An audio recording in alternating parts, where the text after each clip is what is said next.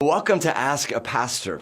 The hope for this video series is to put you in touch with the answers to real life questions. Equally important, we want you asking the right questions to the right people. So if you've got questions about your individual retirement account or IRA, you don't want to talk to me. You should probably talk to a certified public accountant. And if you've got questions about that strange foot fungus, I'm not your guy either, nor do I want to be your guy. You should get some answers from your doctor. And in the same way, if you've got questions about the Bible or faith or anything to do with life and eternity, then it would be a good idea to get some answers from a pastor. So we asked you to send in some questions, and we're loving what's coming in. So each week, we're going to release a video answering your questions. And our aim is to give our insights and answers that are helpful for real life. So here we go. First question. Should a Christian get a tattoo? I can't tell you how many times I've been asked that question personally. And so it turns out all kinds of people are asking this question. Now, statistically speaking, 48% of 21-year-olds in our country either have a tattoo or some part of their body is pierced, excluding ears. So this is a very significant issue. This is always a fun topic to talk about with people from different generations, because if you happen to be a baby boomer born between 1946 and 1964, then the majority of you would be against tattoos. If you happen to be part of my generation, Generation X, 1964 through 1984, then we're less averse to the ink. And the further up the generational ladder we go, it becomes more normative. So on one hand, one generation would say, no, never. If you're a Christian, it's always wrong to get a tattoo. And the other hand, we'd be like, seriously, this is not a big deal. Just make sure you don't get 666 on your forehead or a naked lady on your chest.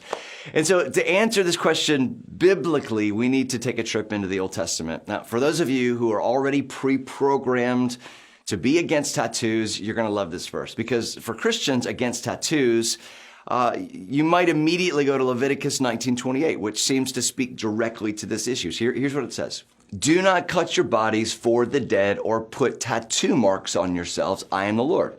In other words, some of you might say, I get that verse says don't get tattoos, but hey, we always need to read the Bible in context, meaning read the verses before and read the verses after.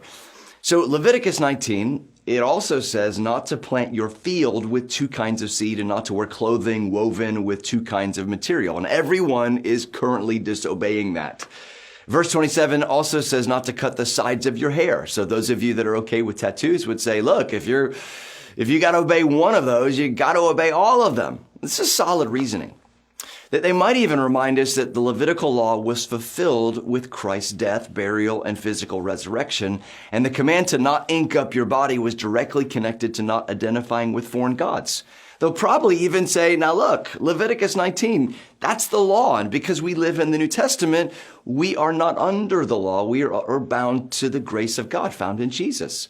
They would also say, if you're going to pick on tattoos, let's talk about women putting makeup on their faces, or let's talk about permanent eyeliner, or let's talk about getting your ears pierced. And if you want to pick on one part, let's pick on all of them. So some of you are getting impatient and you're like, John, what is it? Tattoo or no tattoo? Is it biblical to get a tattoo or is it unbiblical? The short answer is this, is no, it's not unbiblical to get a tattoo. But I would also add a bit of personal commentary. If you're a minor still living under your parents' authority, meaning you live in their house, they pay for school or insurance, or they do your laundry, if you're still under your parents' authority, biblically speaking, you still answer to your parents, period. You honor them. If they say yes to a tattoo, then the answer is yes. If they say no, you honor your parents. And I've thought about this extensively because I've got two kids. And if one day one of my kids comes to me and says, Dad, when I'm 18, I'd like to get a tattoo, I've wondered what I'd tell him. Biblically, I find no grounds whatsoever to be against tattoos. And those who try to apply that biblically, I would say they're wrong. Biblically, I see nothing wrong with tattoos. Now, practically, I think there might be a few hurdles. 30 years ago, tattoos were out of style, and in 30 years, they might, again, be out of style. And they're ultra permanent. Just because you love Parks and Rec doesn't mean you want a full-size tattoo of Ron Swanson on your chest, though that would be pretty sweet. And at some point in your 50s, you're going to have a boatload of regrets, and it's a good bet some of the tats we got at 2 a.m. might be some of them. So is it biblical? Well, it's not unbiblical. It's probably helpful to take heed of 1 Corinthians 10:23. Everything is permissible, but not everything is beneficial. Everything is permissible, but not everything is edifying. Oh, one more thing. As a side note, if you'd like to get a tattoo of my face, I'd be happy to send you an 8x10 headshot, full color. I'd be honored. Well, that's all we got for today's Ask a Pastor. Join us next week as we answer a viewer's question.